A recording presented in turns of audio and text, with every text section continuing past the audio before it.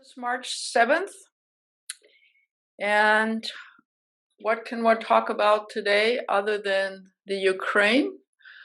I would like to assume you've all been listening to the news. Some of you might decide you can't stand any of it. Some of you might be glued to the TV. And of course, on a day and hour to hour basis, things are changing. So I'm going to try to talk about sort of some general context here, which might help make sense out of the day-to-day activities that are going on. I saw a quote in the New York Times, I think on Sunday, which said, "The unthinkable has already happened. Now it gives ways to the unknowable." And of course, it's unknowable what is going to happen in the next few days. Let me start by going backwards and saying at the end of the Cold War, in due course then, the East European countries that were part of the Soviet Union joined Europe, right? They joined NATO and increasingly joined the European Union, or most of them. Finland did not. Finland declared itself neutral, and it's reconsidering that right now. From the Russian perspective, not only had the Cold War ended and they had lost, but this looked very dangerous. This looked like the West patting itself on the head, saying, "We have now won, liberal democracy has won." Most of what, or much of what was Europe under the Russian orbit is now part of liberal democratic Europe.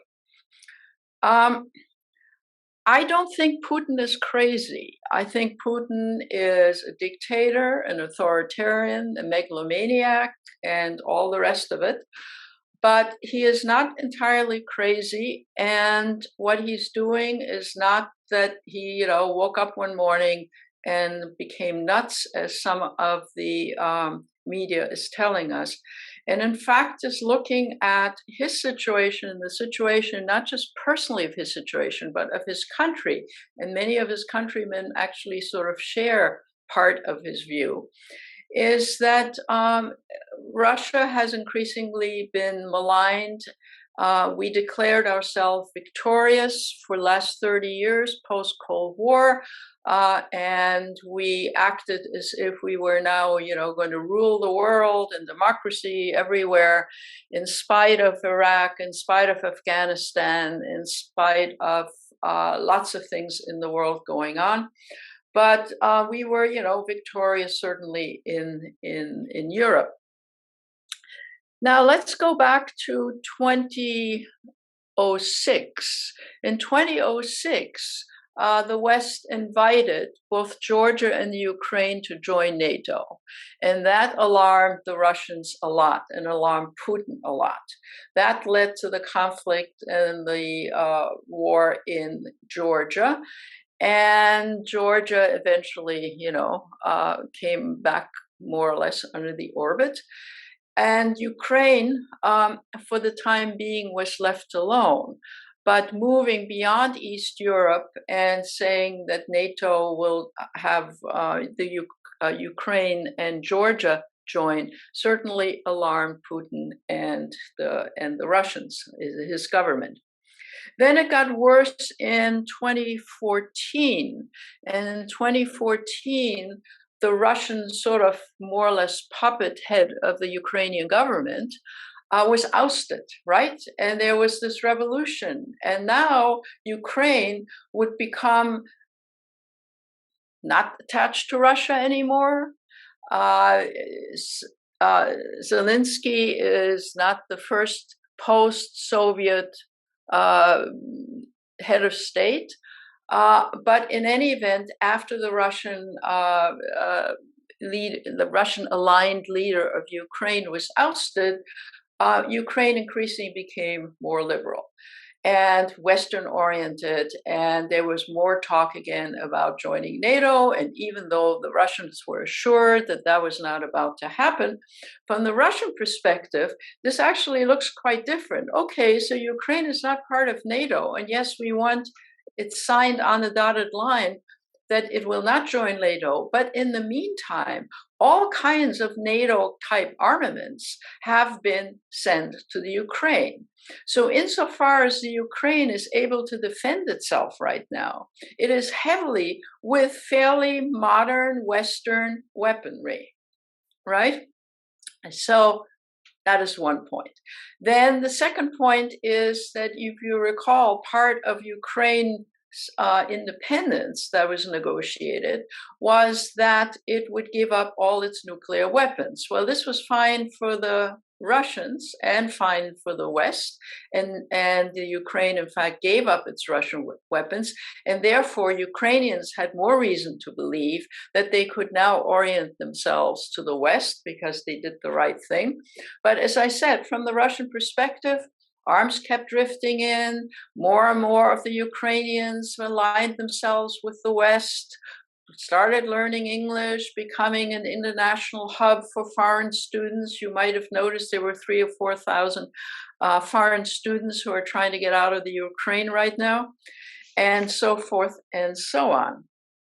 So I think from the perspective of the United States, we have not seen through both Republican and Democratic presidents a sensitivity for how this all looks from the Russian perspective. And in international politics, especially in sort of realism international politics, power makes might, right? And might makes right. And from the Russian perspective, they have lost at every turn and are trying to scrap together the sort of last vestiges of their control and their capabilities now in the Ukraine. But of course, the fear is that they'll move into Moldova and beyond. So while I'm hardly wanting to defend the Russians, and certainly not defend the Russians of what they're doing in the Ukraine, I think that a fairer historical examination of what went down here in the last 30 years, it has to acknowledge that the US in particular and the West in general had absolutely no acknowledgement of how the westernization of most of Europe, if you look at a map, creeping closer and closer to Russia, looks to the Russians and makes the Russians feel weak. Now, the Russians actually are weak. That is to say, their economy is weak. The total economy of Russia is the size of Texas or Spain or something like this. Obviously, their energy links, their production of oil and gas, and how dependent Europe has become on them, gives them some leverage. But Russia is, and so do their nuclear weapons, of course. But Russia, on its sort of own, looking at Europe, looking at the United States, looking at sort of creeping westernization that they don't want to be part of, is not a total irrational take on the situation. Now, as I said, this is in no way defending, bombing civilians, flattening the Ukraine as we speak. And the Russians are good at this. After all, what they did in Chechnya and what they did in Aleppo in Syria was to essentially flatten the city, bomb the hell out of them. Who cares about how many people get killed or how many refugees there are, right? This is the Russian way of doing things. And it shouldn't surprise us, actually. I mean, we should obviously bemoan the fact, but it shouldn't surprise us of how Russia is going about in the Ukraine. They're going about in the same way they went about in Aleppo, right? So, what does one say about it? Yes, huge violations of human rights.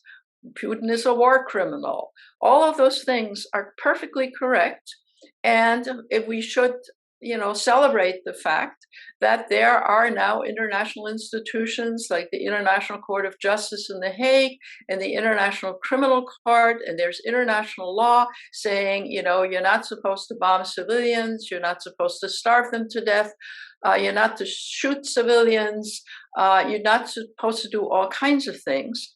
But, Russia has been doing them for some time. And then Russia says, well, the United States did this in Syria and did this in Afghanistan. And so, who are they to talk? Now, again, let me keep emphasizing, I don't want anybody to say I'm defending Russia. I'm simply trying to explain that the situation and the motivations look very different from the Russian side than they do from the American and the Western side. And in addition to that, we are, of course, really upset about the refugees, the 1.7 million so far. The estimate will be that by the end of the day, whenever that happens, there might be 4 or 5 million refugees. People are appalled, and it must be said that international NGOs and agencies and governments are stepping up. The East European countries are welcoming, people looking after them.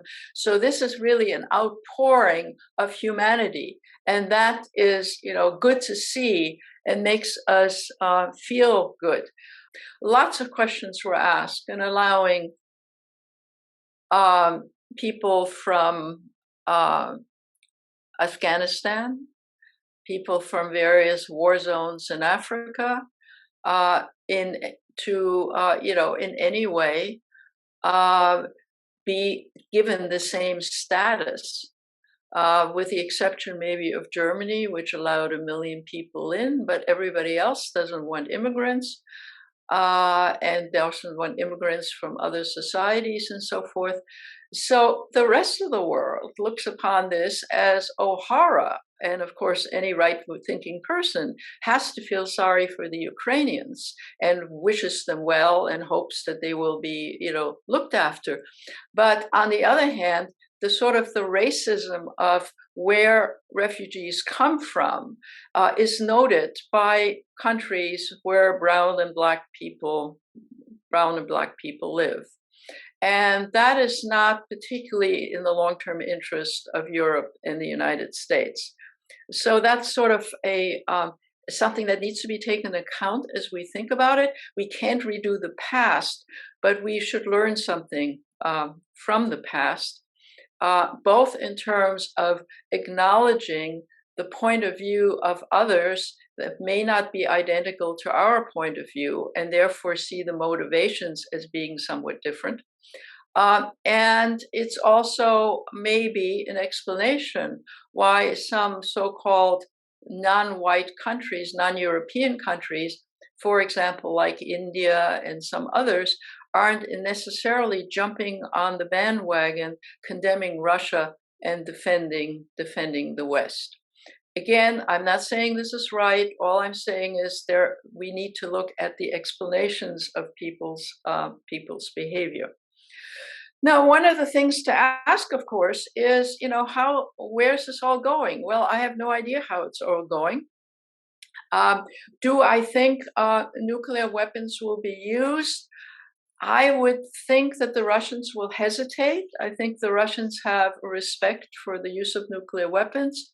At the end of the day, they may get so, frustrated by the fact that the Ukrainians are standing up and that they're getting a lot of help from the West militarily, even if it's not from NATO as NATO.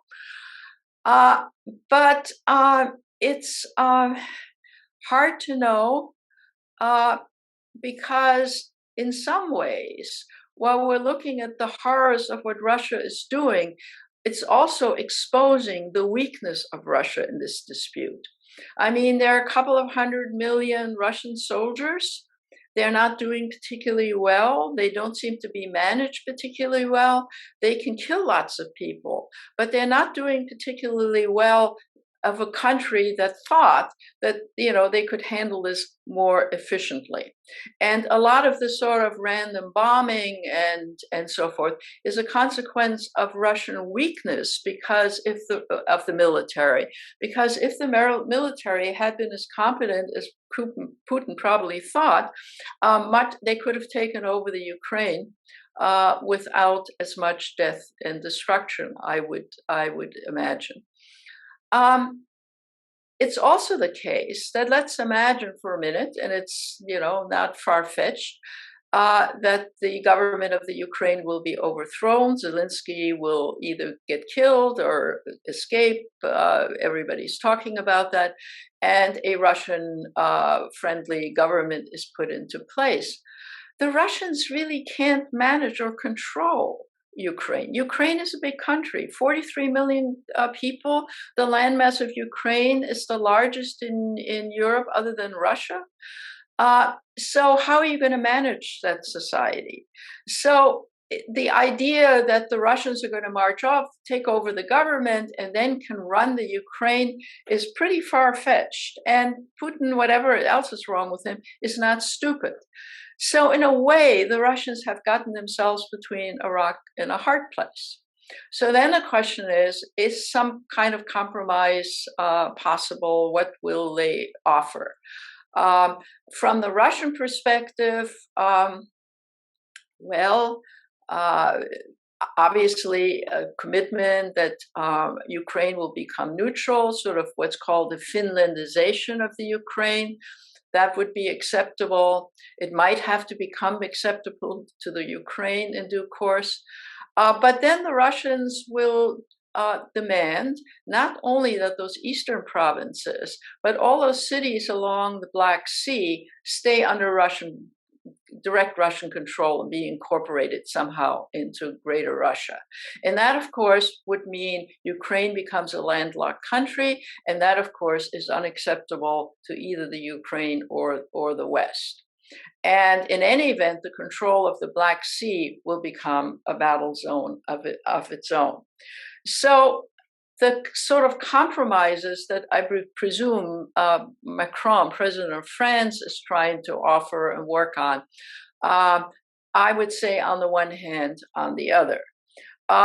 Is it possible that the solution is that, the Russians win, quote unquote, take over the government, put in a puppet regime and so forth? Yes, of course, that's imaginable.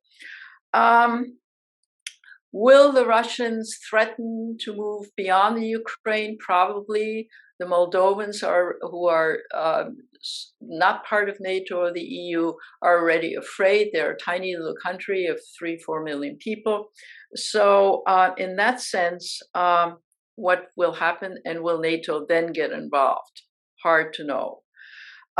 Is there a diplomatic solution? And if there were a diplomatic solution, how would that differ from some kind of compromise? And who would be in charge of the diplomacy? Much is being thrown about that it might be China. China has good reason to align itself with Russia, and of course you saw the friendly speeches and gestures at the Olympics between Putin, who was there, and Xi in China. On the other hand, China also has national interests which differ from those of the Russians. So they're skating on thin ice. You might have noticed that rather than voting with Russia in various UN fora, the Chinese abstained. And the Chinese might have some interest in playing a role of mediator of some sorts. Open question. I don't know the answer to that, but anyway, we should look out for it. And finally, I think one thing that could happen, but not, I think, instantly, is that the situation inside Russia gets so bad, economically, in terms of the elite, which had become not just oligarchs who have tons of money in the West, but also, middle-class Russians who travel to the West and vacation and so forth, who were used to listening to the TV and radio stations that were somewhat critical of the government government. Those have all been closed down, but many of them are now operating outside of Russia, in Lithuania and other places. And even though the internet and Facebook and so forth are shut down, there are various ways that, skilled, well-educated people can still get information from the West. So there are certainly a subset of Russians who believe that none of this bombing and refugees is true at all, and they're telling that to their Ukrainian relatives. But there's also a segment of the Russian population which is, upset about what's going on, thinks the Russians are doing the wrong thing, is seeing its quality of life erode, which it will do as this goes on. And really believes that Putin is not doing any favors to Russia. They may not think he's crazy, but they think he's a megalomaniac and he needs to be overthrown and somebody else needs to be put into power. So it is perfectly possible that there will be at some point a group of people in the government, and even some of the people that sit around the table, although they sit many feet away from him, that they will, oust him. I mean, it is possible that this will lead to the downfall of Putin. Do I predict it's going to happen? No, I'm just saying that it's one of the variables.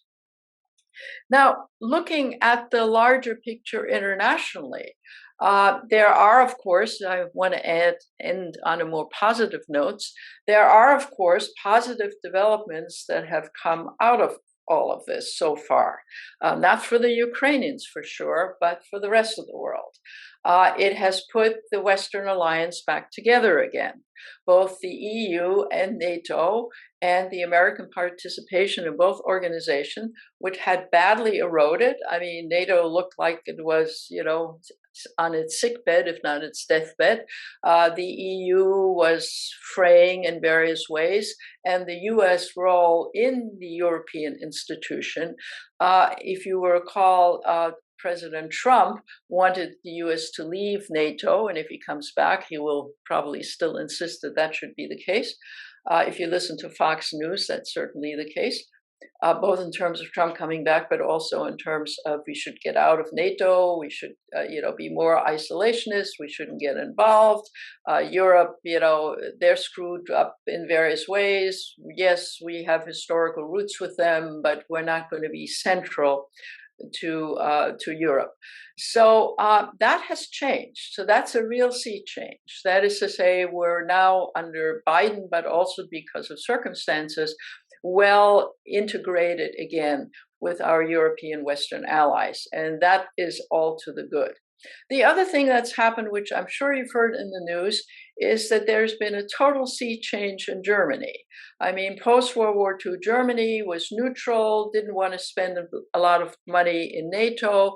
If you recall, there have been arguments for years that instead of giving 2% of its defense budget to NATO, it was only giving 1%, and they weren't carrying their weight. And if you might recall that when the Ukraine mess started, Germany said they couldn't get involved because they don't sell arms and all the rest of it, and they sent helmets to the Ukraine rather than any kind of weaponry that they needed. Remarkably, the current German government, which is very new and is a coalition government, left, right, and center, has had a 100% turnaround. They are now contributing more to NATO. They're going to contribute 2%. They've cut their ties with the gas pipeline, the Stream 2 gas pipeline.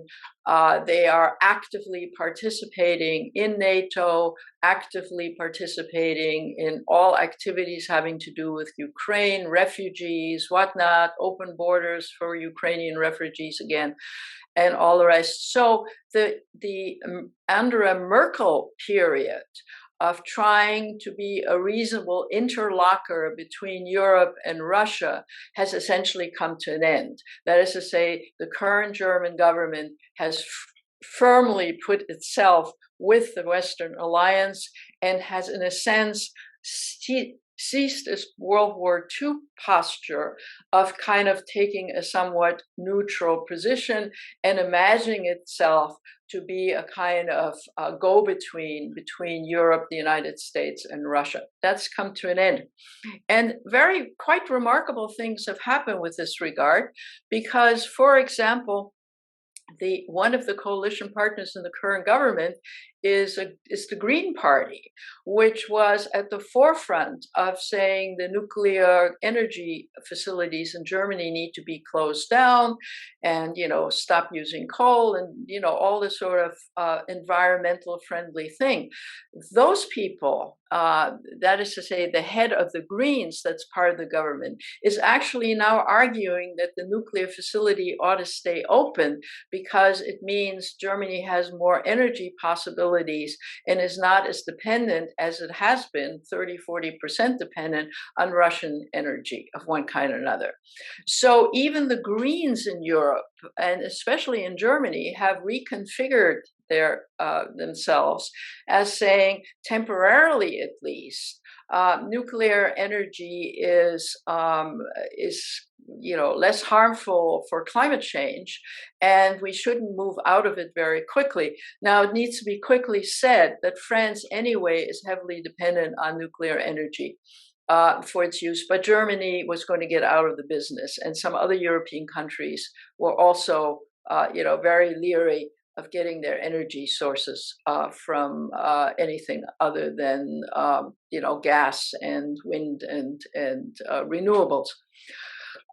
So the energy situation this winter in Europe, and one of the reasons that some of the European governments were hesitating is, of course, if you're not going to have oil and gas coming from Russia, how is your population going to freeze? It's not just a question of $7 here in California at the gas pump. It's a question that simply there isn't enough oil and gas to heat the houses.